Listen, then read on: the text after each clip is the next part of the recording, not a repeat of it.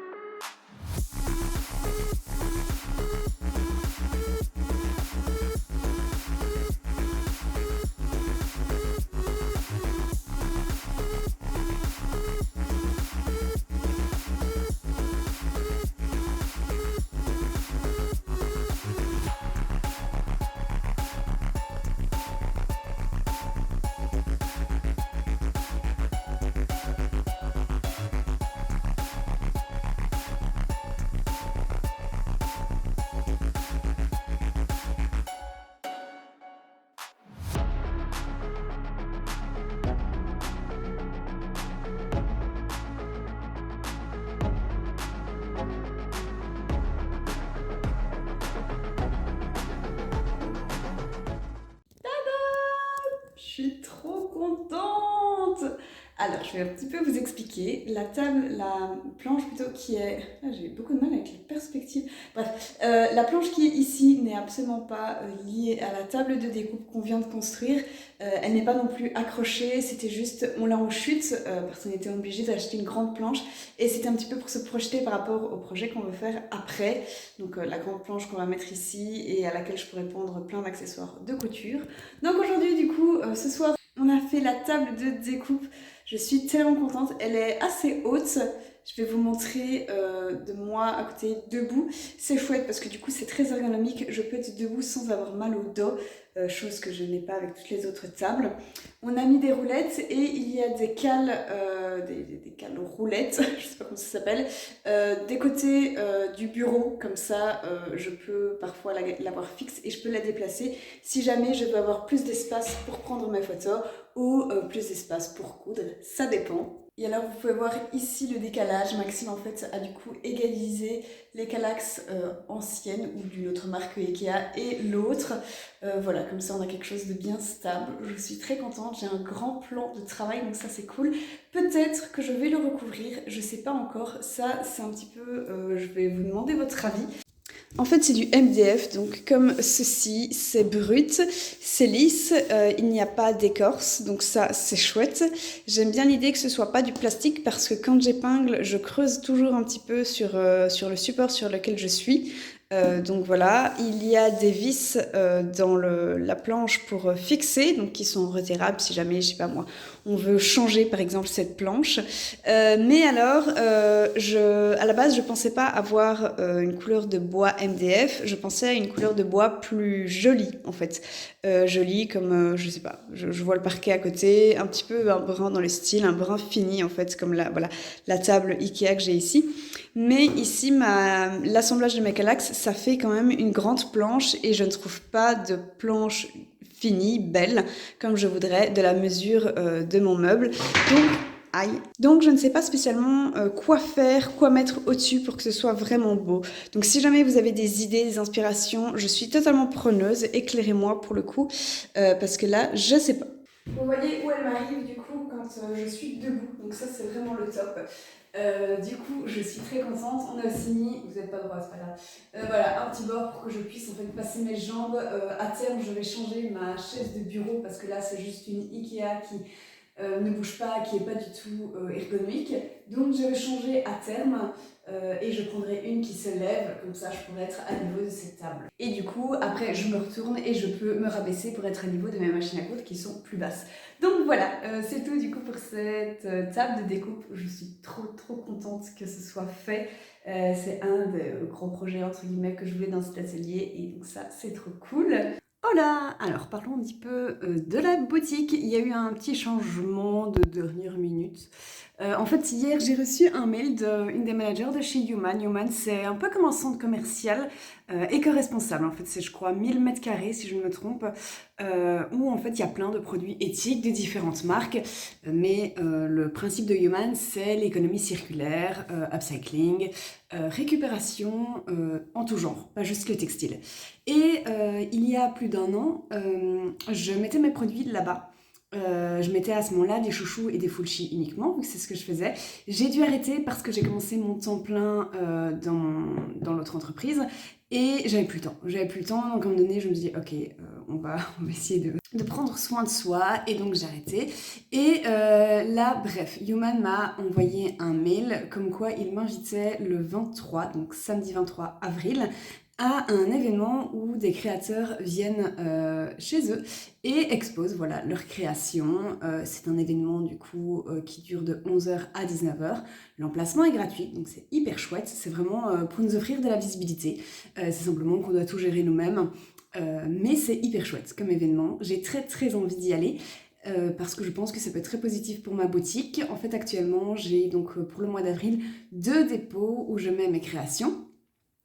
Et en fait, je suis capable, avec le stock actuel et ma création de stock, enfin ma capacité à créer du nouveau stock plutôt, je peux en avoir 3, mais il y en a un qui s'est arrêté parce que c'était un pop-up. Et du coup, je me dis que je pourrais faire cet événement le 23 avril, même s'il n'était pas prévu et qu'il est dans 2 semaines. Je vais vous montrer un petit peu tout le stock que j'ai. Je me tâte encore parce qu'il faudrait que je prenne congé, il faut que je vois si c'est possible à mon boulot. Et donc je vous montre ça. Voilà mon stock actuel concernant les pièces printemps-été, parce que c'est ce que Human demande, c'est logique.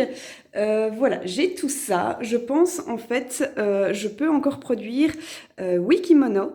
Donc je pense en fait faire une tringle, celle-ci où il y aura tout ce qui est ensemble pyjama, et en mettre une deuxième qu'il faut que j'achète sur Marketplace, où il y aura uniquement des kimonos. Et comme ça me ferait 2 pans. Je pense que ce serait pas mal pour faire un beau stand. Et alors en plus de ça, je rajouterai des chouchous et des fullshi qu'il faut que je crée.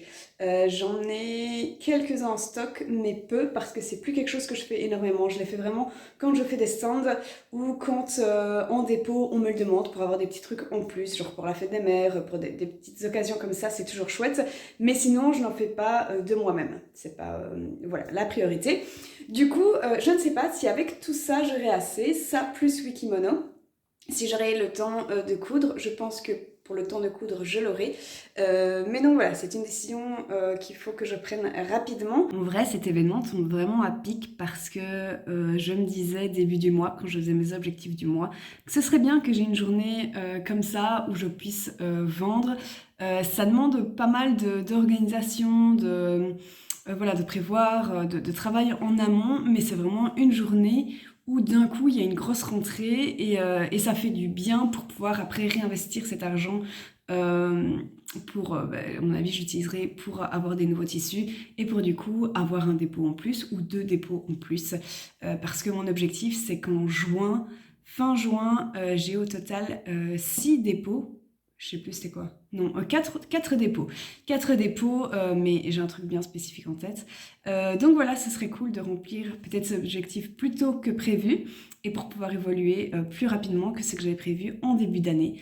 Parce que j'ai réfléchi par rapport... je m'étais fixé des objectifs en janvier que j'ai étalé, du coup, que j'ai divisé sur l'année tous les trimestres pour pouvoir évoluer à une bonne cadence et avoir une ligne directrice pour ne pas me perdre en chemin. Alors le planning, c'est 1. Créer des chouchous, 2.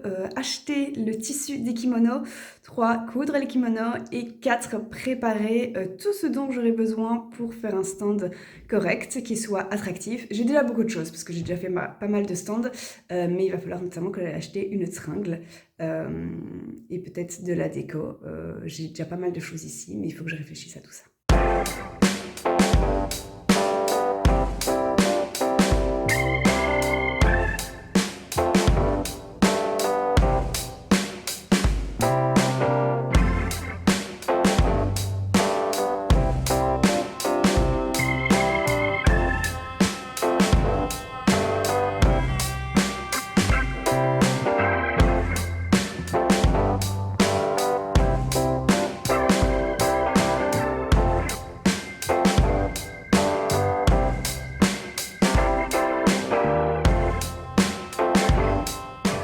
Hier, j'ai vu une amie qui, je ne vais pas dire son nom, merci à toi, elle se reconnaîtra si tu passes par là, qui m'a refilé des tissus.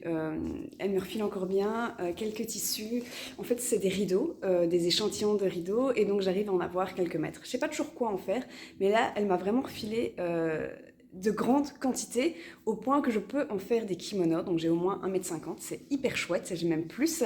Et du coup... Je suis ravie déjà.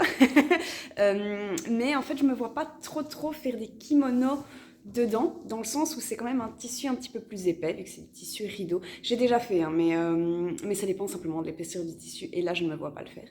Et du coup, j'ai pensé à un autre type de produit que je préfère, enfin de vêtements, et en fait, ça se rapprocherait plus de la veste. Ce serait simplement en fait modifier un petit peu mon patron du kimono, mais toujours rester sur cette base-là, et en faire plus genre un cardigan, une petite veste d'été.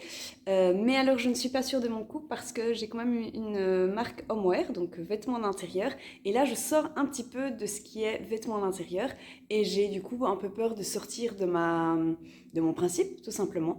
Donc, je pense que je vais faire un prototype, vous en parler un petit peu en story sur Instagram, donc Lydie Avril, parce que j'aime bien avoir votre avis comme ça un petit peu de temps en temps. Je trouve ça intéressant d'échanger comme ça, vous avez souvent de bonnes idées vu que je parle avec beaucoup de couturières et c'est chouette. Donc là, je vais vous montrer un petit peu les tissus que j'ai et que je viens de laver, et du coup dans le prochain vlog, je vous montrerai le prototype.